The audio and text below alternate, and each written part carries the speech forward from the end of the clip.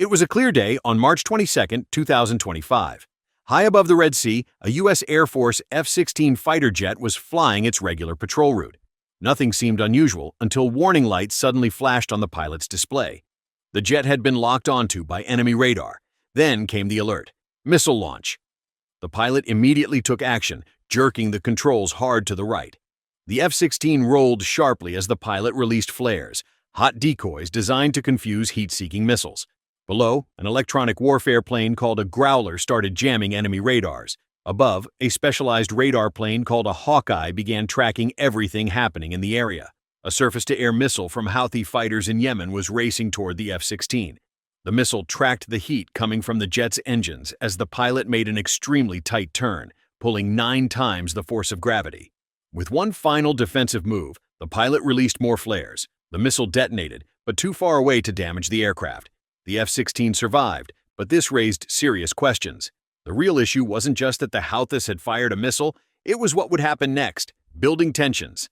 The Red Sea region had been growing more dangerous for weeks. Commercial ships were changing their routes, and U.S. Navy destroyers were patrolling constantly. The Houthi forces, supported by Iran, were becoming increasingly aggressive. Just days earlier, they had shot down an American MQ-9 Reaper drone near Yemen's coast. The drone never had a chance to escape. Within minutes, the Houthis proudly posted shaky video of the burning wreckage falling into the sea. The U.S. had responded to this attack, but it only made the Houthis bolder. Their mistake was thinking that attacking a fighter jet would be as easy as shooting down a drone. The U.S. had already issued warnings and repositioned its naval forces. Aircraft carriers and advanced warships equipped with the Aegis combat system had moved into strategic positions. But the Houthis, with Iranian technology and training, believed they could continue pushing without facing serious consequences. The trap. What the Houthis didn't realize was that the F-16 wasn't just randomly patrolling. It was part of a larger intelligence and surveillance operation designed to detect missile activity along Yemen's coast. And while the pilot didn't know it at that moment, he was actually the final piece in a carefully planned trap. In recent weeks, the Pentagon had changed its approach. No more waiting around. If enemy radar locked onto an American aircraft, it would be considered a hostile act. If a missile was fired, retaliation would happen automatically. The rules had changed, but the Houthis didn't know it. The missile launcher had made a fatal error. It stayed active long enough to be detected, fired once, and then remained in place too long. On the USS Eisenhower aircraft carrier, the pilot's distress call wasn't just received. It was analyzed and converted into targeting data. Live video feed, heat signatures, missile flight path, and precise GPS coordinates were all recorded. The countdown to retaliation had already begun. Second attack. As the F-16 continued flying westward at 28,000 feet along the edge of Yemeni airspace, the pilot had barely recovered from the evasive maneuvers when his warning system lit up again. New threat, different angle. The first missile had missed, but now there were multiple radar locks coming quickly from different directions. The pilot's threat detection system identified them as SA-6 missiles, Soviet-era surface-to-air missiles that the Houthis had obtained as Iranian copies, upgraded with better guidance systems and mobile launchers. These systems were slow to set up and move, but deadly when active. The pilot pushed the throttle forward to maximum afterburner speed. His other hand prepared the countermeasure system for another flare release. Behind the F-16, the jet exhaust glowed intensely hot, a perfect target for heat-seeking missiles. Viper 3 defensive, multiple locks, repeat multiple launch points, request support, the pilot called. Above him, an EA-18G Growler from the VAQ-140 Patriot Squadron was already jamming enemy radar systems, creating bursts of electromagnetic interference that scrambled Houthi radar. This gave the F-16 pilot precious seconds to react.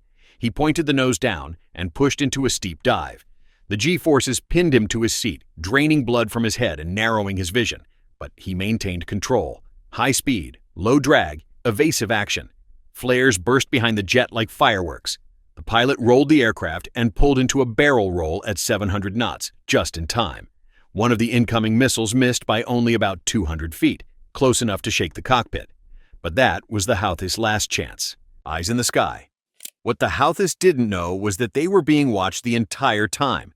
High above, at nearly 60,000 feet, a Navy MQ-4 Sea Triton drone had been circling, gathering intelligence.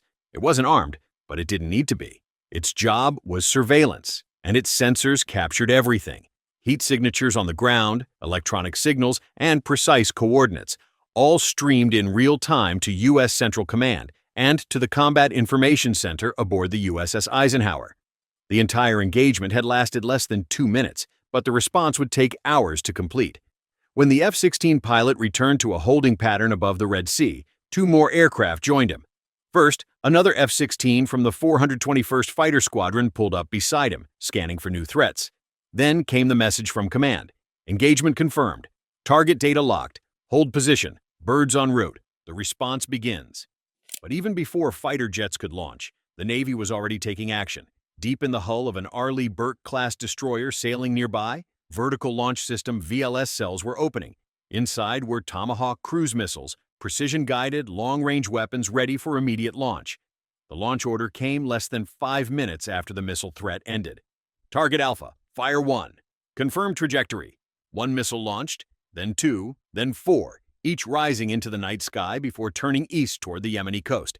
And this was just the beginning. On the deck of the USS Truman, preparations were already underway for the second phase of air power. Pilots were receiving briefings, weapons were being loaded, and jets fueled. This wasn't improvisation. It was following an established plan. The moment that first missile had been launched at the F-16, the response was already in motion. The missile had failed to hit its target, but it had succeeded in providing the U.S. Navy with crucial information: a confirmed location, a launch site, and a tactical footprint. In modern warfare, that's all you need. The retaliation wasn't just coming, it was coordinated, layered, and deadly. Strike force. While the Tomahawk missiles flew low over the waves, aircraft launched in sequence from the carrier. First was an E-2D Hawkeye for electronic surveillance. Next came a pair of EA-18G Growlers for electronic warfare, equipped to blind radar and disrupt communications. Then came the main strike force: 4 FA-18 Super Hornets loaded with guided bombs and anti-radar missiles. The targets were simple. Primary, the missile launcher site. Secondary, suspected command post. Tertiary, mobile radar truck spotted by drone thermal imaging. One by one, the Hornets launched from the carrier's catapults, wings loaded with weapons, flaps down, engines roaring. As the strike group approached, the Growlers began jamming electronic signals across a wide spectrum of frequencies.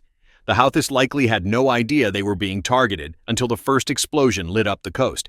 The Tomahawk missiles hit first, destroying the radar trailer and shattering the launcher. Then came the Hornets, dropping Joint Direct Attack munitions, JDAMs from 25,000 feet, silent and accurate. Impact after impact, secondary explosions confirmed ammunition, fuel, and possibly more missiles hidden nearby. The final strike was a high-speed anti-radiation missile, HARM, that locked onto a last desperate radar signal from a mountain station. By the time it hit, the air was already thick with smoke. Back in the cockpit of the original F-16, the pilot listened to the communications with quiet intensity. No celebration, just confirmation. Target neutralized. Strike successful. RTB. The sky over the Red Sea was calm again, but this time the silence was earned, and the message was clear. If you fire at a U.S. jet, you'd better hope you hit it, because if you miss, what comes next isn't just another missile, it's everything. Precision warfare. Modern warfare happens fast, but this response was surgically precise. The moment the F-16's data systems locked onto that missile trail, even before the pilot dodged the blast, the U.S. Navy had everything it needed: timestamps, telemetry, launch vector, GPS coordinates, and heat signature information. Inside the Combat Information Center aboard the USS Eisenhower, the atmosphere shifted from defensive to offensive. No shouting or confusion, just clear voices reporting status updates and target locks. Telemetry confirmed. Launch grid locked. Target Alpha hot. The Eisenhower's commanding officer didn't hesitate. One phrase was all it took: Package Bravo. Execute. With that, the retaliation plan activated. In Navy terms, Package Bravo isn't a mild response. It's overwhelming force. It's the code name for a coordinated strike involving cruise missiles, airstrikes, and electronic warfare. The targets: any confirmed offensive systems that fired on U.S. aircraft or attempted to lock onto them. The Houthis had just triggered this response, and the plan unfolded in layers. Strike architecture. From an Arleigh Burke-class destroyer about 100 miles off Yemen's coast, vertical launch system cells began opening like mechanical flowers. These 25-foot vertical tubes hold Tomahawk cruise missiles, long-range, GPS-guided weapons with devastating accuracy. They don't need pilots or further instructions after launch, just clear targets. 4 Tomahawks launched in sequence, not in a rush, with no dramatic display, just quiet thrust and disappearing trails as they headed toward their targets. Target 1, SEIAD missile launcher. Target 2, mobile radar vehicle. Target 3, suspected command and control center near Ras Isa. Target 4, ammunition storage depot identified by thermal imaging. Each target was programmed and locked in within 5 minutes. Meanwhile, 70 miles away aboard the USS Truman, the flight deck buzzed with activity. Steam hissed across the catapults as crew members in red shirts secured weapons, guided bombs and anti-radiation missiles, while those in green shirts refueled jets with machine-like efficiency. Yellow-shirted deck handlers directed FA-18 Super Hornets into position. The air smelled of jet fuel and salt water. An E-2D Hawkeye had already launched, its radar dish spinning as it created a real-time map of everything in the air and on the ground. Soon after, 2 EA-18G Growlers roared into the sky. These specialized aircraft are flying electronic warfare platforms equipped with receivers and jamming pods designed to turn enemy radar systems into useless static. No target locks, no missile guidance, just confusion. Following the Growlers came the main strike force, 4 FA-18 Super Hornets, each fully armed. Their hardpoints carried Joint Direct Attack Munitions, JDAMs, and high-speed anti-radiation missiles, HARMs, smart bombs, and radar-seeking missiles designed to follow enemy signals and destroy them. High above, a Navy MQ-4C Triton drone continued circling silently, its sensors monitoring everything. Heat signatures from explosions, vehicle movements, and potential evacuation attempts. The moment any Houthi unit tried to relocate, it was flagged.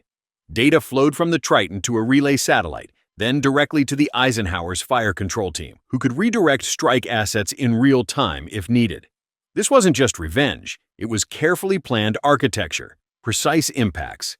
At exactly 2:12 local time, the first Tomahawk hit Missile Site Alpha, completely destroying it. Surveillance drones confirmed secondary explosions, indicating a stockpile of weapons. The heat signature remained hot for over 20 minutes. 2 minutes later, Target 2, the radar truck, lit up the coast with a bright orange flash. Its radar had emitted one final signal, just enough for a HARM missile to lock on like a bloodhound and find its target. Next came Target 3. The suspected command post had been dug into a hillside and covered with camouflage netting. It didn't matter.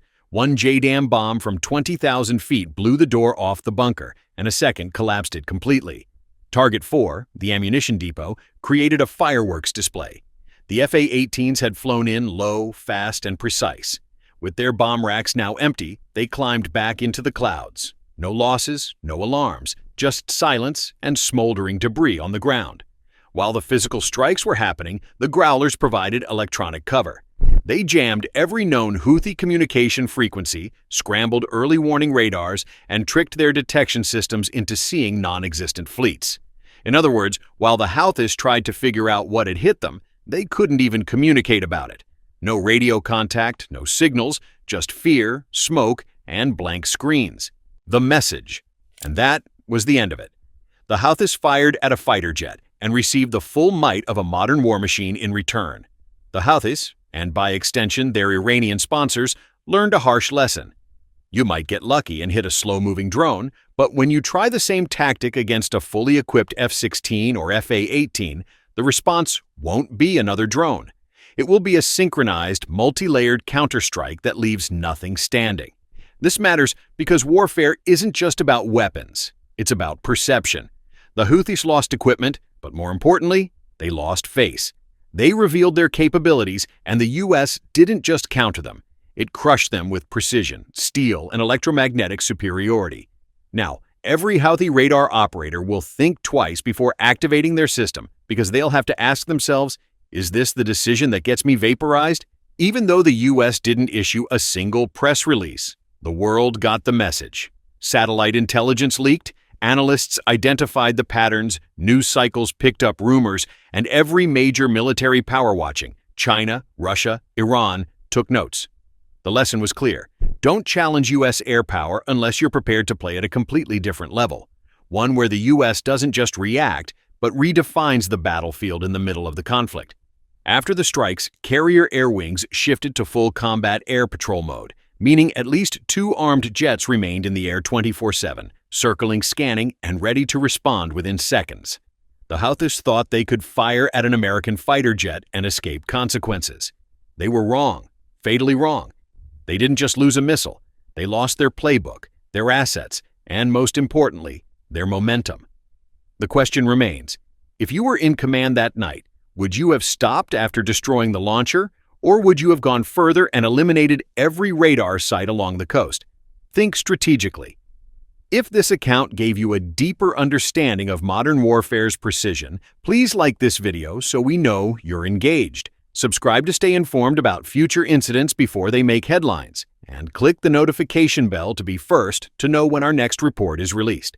For those wanting to support this channel directly, join our membership program. You'll receive loyalty badges, priority replies, and help us bring more real naval stories to light. Click Join on our channel page to become part of the fleet. Until next time, stay alert, stay safe, and remember, one missile can start a war, but the response ends it.